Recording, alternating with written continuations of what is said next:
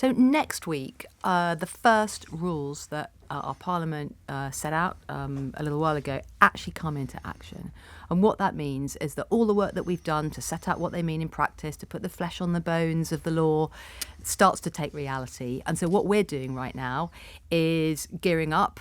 We've been doing this for a while so that we can really get into enforcement action. And we're going to be sending, some pretty clear letters to a whole range of companies asking them what they're doing to implement what we've set out. And if we don't hear what we want to hear, then we shall start to move into, tougher enforcement action, which can lead to some pretty serious fines. You're seeking to obviously restrict and limit harmful content. Define harmful content.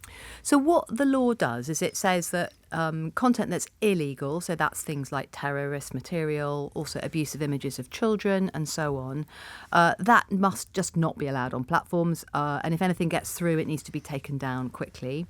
But it's also very clear that our under 18s deserve a very different experience than the one they're getting now. So no pornography, no suicide and self-harm material, and significant down-ranking of things like violent content, misogyny, racist content and so on. So it's a pretty broad, I should say, it's very ambitious what the UK is trying to do here. No one should be under any illusions about that. Well, it is ambitious, and I want to make you aware of the scale of the challenge, because as part of an LBC investigation, we've been speaking to people such as Nikki Knight.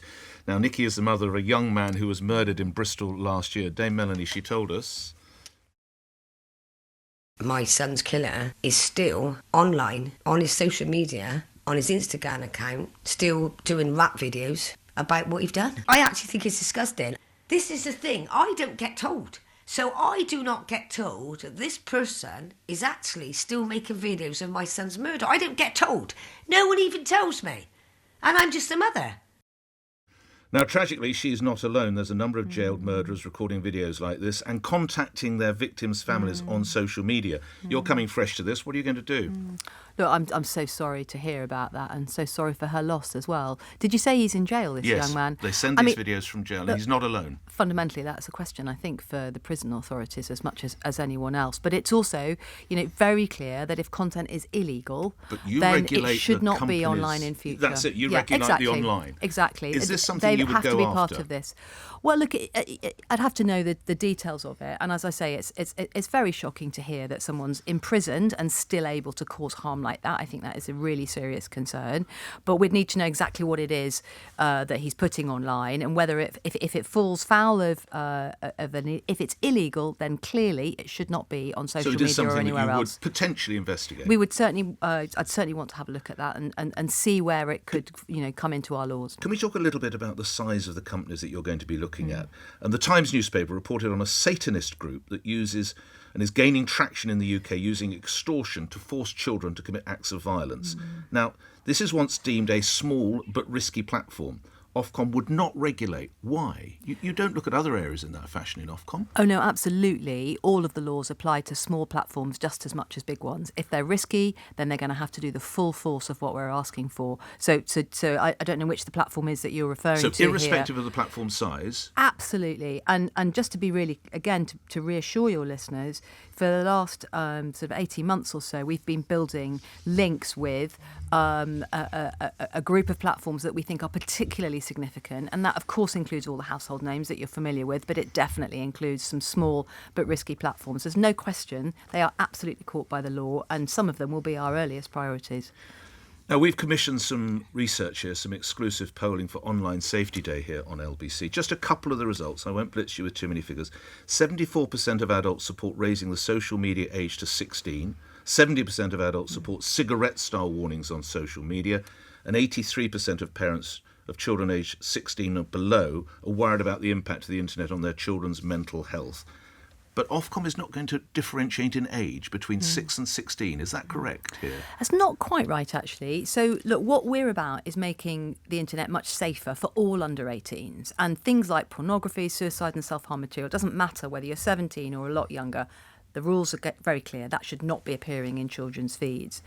I think, this broader question about whether or not adults, but definitely children, are spending too much time on social media, and whether it's actually harmful for younger teenagers, I think that's a really important question. And I'm not surprised that parents are raising this. I'm really concerned about it.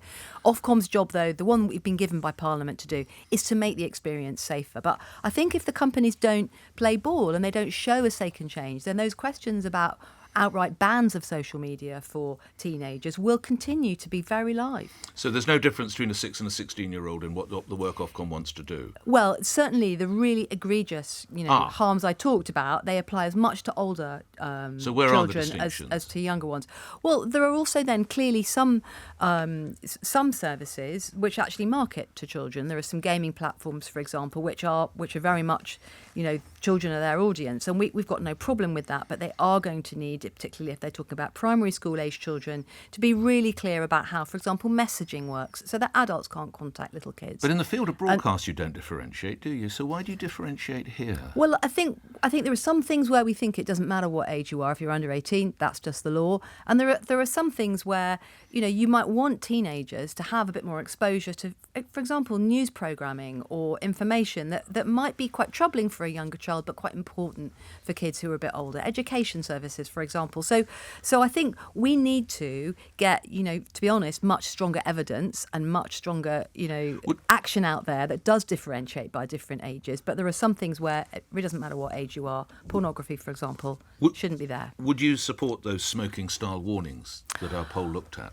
Well, I mean, I think it's a really interesting idea. I certainly think that... they've been seen to work in public health with smoking, They have. I think, there is a really important role for parents here.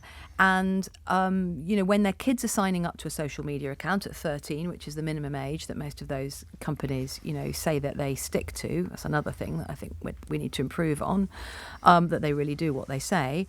I think, the role of parents in being part of that, it is quite important. But at the same time, what we don't want to do is what some of the platforms would say, as long as there are parental controls, then everything's fine. And I would say, no, that's not, you're not actually following your own responsibilities there. Parents need to be part of this. Children can do things to keep themselves safe. But above all, I want the platforms to make the service safer. Well, I think a really important part of this is going to be proper age checks.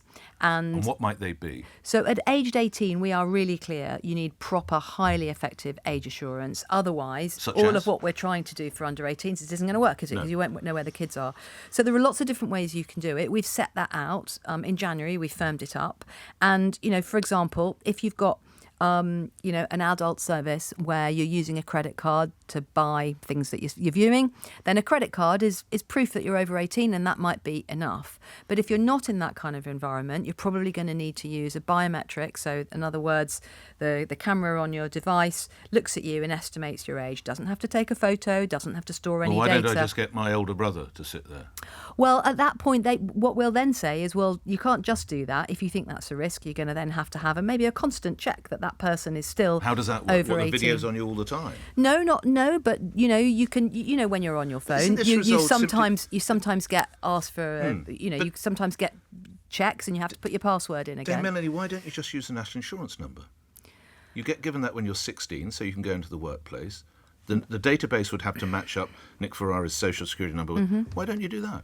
Well, I mean, you could use your brother's national insurance number after all. And so I think at some point you've got to know who it is who's actually using that device. And look, there are some things. So, for example, digital IDs are increasingly going to be something that I think is available. Digital bank accounts, if you've got one of those, you can get it to, the social media company can say, is this person above or below the age of 18? And they get a yes, no answer, and they are or aren't allowed on the platform. So I think using those broader forms ID is definitely something that can work. If they're available. OK, the Information Commission's Office, which you'll be aware of, says it wants to investigate TikTok's use of personal information from 13 to 17-year-olds. Are they working in tandem with you? If ICO are doing it, shouldn't you do it? What's your view of that TikTok investigation? Yeah, look, we work really closely with them. Their laws came into force quite a while ago now, earlier than ours. And they're particularly looking at it from the angle of whether or not data is being abused and hasn't been consented to when kids have gone online, because parents are supposed to give consent for their data being used. venues for anyone under the age of 13. So they're checking out whether that's really been happening. Our job is to make the environment safer and to think about harms and make sure that they're tackled in the design. And that's what you're going to see us coming into over the next few months. You also talked about making a different and safer experience for children. You'll be aware that adults sometimes prey on children online and they seek to make contact with below 16-year-olds. What are you going to do to stop that? Well, it's such an important issue, and you're right. And at the moment, of course, adults can identify children very, very easily. There are no safeguards, no guardrails on that. So we are saying as a requirement that any under 18, actually not under 16, must have their accounts set to private, so they can't be contacted by strangers they don't know, so that their friends and family aren't visible to strangers. How can you that ensure they know. do that, though? Well, it's a system and process. We're going to make sure the platform's put in place. They're going to have the age assurance so they know where the kids are, and then they're going to need to make sure that the privacy settings are set to their most private for under 18s. We've spoken to some young people who've told us their experiences, and as you can imagine, Dame Melanie, as a parent, they're pretty harrowing, some of the experiences that they've had. And they have complained of companies such as YouTube and Meta, who've done nothing about it. So these are children being contacted on those platforms. What would Ofcom seek to do there? Well, look, I admire some of the families who are campaigning on this. And last week I sat down for a couple of hours actually with a group of parents who've experienced the loss of a child due to something that's happened online. And 4 of those families are actually suing TikTok in the US for their part in that. And what we are doing as a regulator, as well as making sure that the whole experience is much safer, particularly for kids, is we want to see a big improvement in complaint handling. Interestingly, children say this more than anyone else. They get so fed up that they've got nowhere to complain. They don't know how to do it. It's opaque. You have to go into the settings. So that needs to significantly improve, and we will expect, proper systems that tell you where you are, where your complaints But got what if to. they ignore you?